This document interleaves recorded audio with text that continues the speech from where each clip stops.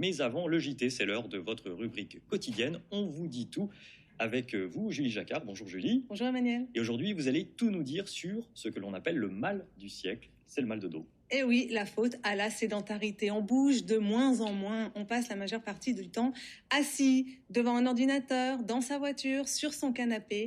Résultat, notre dos nous fait souffrir. Qui n'a jamais eu un lumbago ou une sciatique? Le mal de dos touchera 80% de la population au moins une fois dans sa vie. Alors, comment le traiter et surtout comment le prévenir? Eve Alquier est avec nous aujourd'hui pour répondre à nos questions. Bonjour. Et merci d'avoir accepté notre invitation. Vous êtes kinésithérapeute et formatrice pour l'école du dos Mail 14, une technique de rééducation active.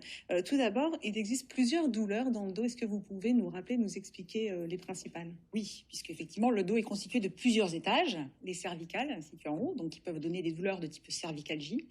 Les dorsales, au niveau moyen, avec la cage thoracique, qui peuvent donner des douleurs de type dorsalgie. Et celles dont on parle aujourd'hui, les lombalgies, qui sont le dernier étage rachidien. Donc le bas du dos. Alors, quelle est la différence entre une sciatique et un lumbago, par exemple? Ça se situe en bas du dos? Ça se situe en bas du dos. Alors, une sciatique, on appelle ça une sciatique, mais c'est pas vraiment une sciatique. En termes médicaux, on appelle ça une sciatalgie, c'est-à-dire que c'est une douleur du nerf sciatique. Le nerf sciatique qui, effectivement, se situe au niveau des lombaires. Et donc, ça peut être un signe, un symptôme accompagnant certaines lombalgies. Et le lumbago? Et le lumbago, c'est une douleur de la partie lombaire. Inflammatoire en général. C'est une douleur aiguë. Le lumbago, c'est une lombalgie aiguë. C'est une douleur aiguë. Et à partir de combien de temps on parle de douleur chronique, de mal de dos chronique? Alors, dans un terme médical, c'est très intéressant cette question parce que souvent, les gens et les patients ont peur quand on leur parle de lombalgie chronique. La lombalgie chronique, en termes médicaux, c'est une lombalgie, donc c'est une douleur du bas du dos qui dure depuis plus de 3 mois. Ce qui ne veut absolument pas dire que ça va durer toute votre vie. C'est juste que vous avez mal depuis plus de 3 mois, c'est tout. On se rassure, et ça se soigne très bien. Je vous rappelle que vous pouvez bien sûr nous poser toutes vos questions en direct grâce au QR code qui s'affiche en bas de l'écran. Eve Alquier, qu'est-ce qui peut provoquer alors une lombalgie? Est-ce que par exemple faire un faux mouvement on peut se casser le dos en faisant un faux mouvement? Oui, ça arrive et les patients viennent nous voir pour ça. Alors pour évoquer ce qui peut provoquer une lombalgie, il faut savoir qu'il y a quand même plusieurs types de lombalgie. Lombalgie commune, je parle. Oui. Donc il y a le lumbago dont vous parliez, la lombalgie aiguë, et souvent effectivement les gens savent très bien ce qui s'est passé. Ils ont fait un faux mouvement, ils se sont bloqués, c'est souvent les mots qui sont utilisés par les patients, ou ils en ont fait trop. Ils ont déménagé ce week-end et puis ils ont dépassé la capacité de leur dos à faire ce qu'il y avait à faire. C'est absolument pas grave. C'est une douleur immédiate, inflammatoire. C'est un processus naturel, ça il faut le savoir, de cicatrisation des tissus.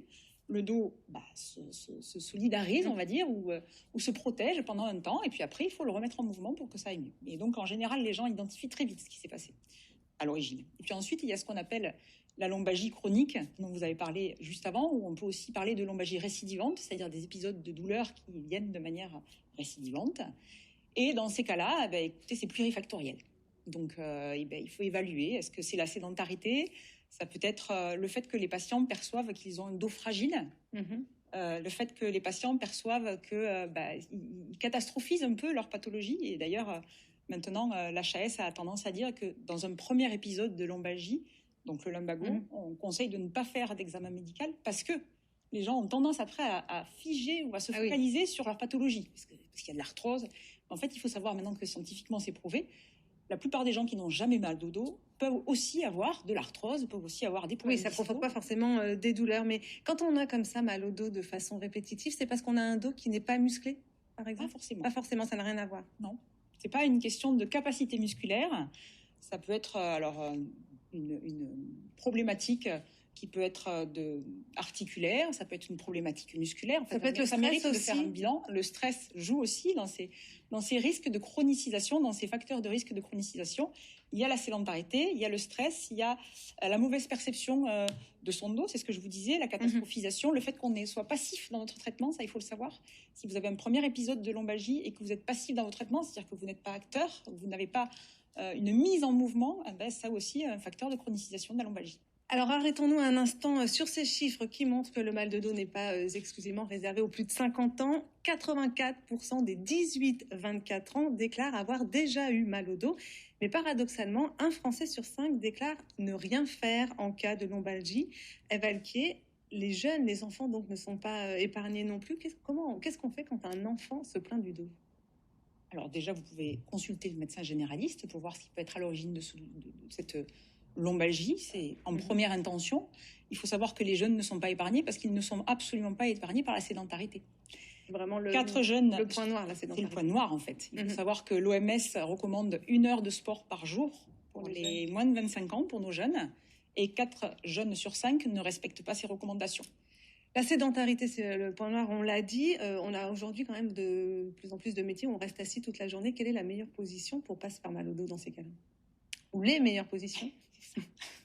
Pendant très longtemps, l'ergonomie nous a demandé, enfin, on a mis en place et on a vu les mobiliers évoluer avec des sièges qui finissent par soutenir les coudes, les avant-bras, le dos. Enfin, on finit par être complètement assisté par notre siège.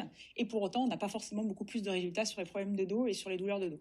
Ce qu'on sait maintenant, c'est que finalement, la position assise immobile est la problématique initiale. Donc, si j'ai quelque chose à conseiller pour les gens qui n'ont pas le choix et qui doivent rester assis souvent pour des raisons professionnelles, c'est de bouger le plus souvent possible, de se lever le plus souvent possible, et même assis, changer de position sur la chaise, en avant de la chaise, en arrière de la chaise. Pourquoi pas s'étirer? C'est vrai que des fois, les gens n'osent pas parce qu'ils ont peur d'être perçus comme flemmards, comme s'endormant. Mais en fait, il faut bouger et il faut libérer les gens à faire ça parce que c'est ça qui va leur rendre service, y compris en position assise. Merci beaucoup, Ève Alquier, d'avoir répondu à nos questions. Lundi, on s'intéressera aux jobs d'été. Comment sont-ils encadrés? Que dit la loi? On attend toutes vos questions à cette adresse. On vous dit tout à francetv.fr. Merci beaucoup, Julie.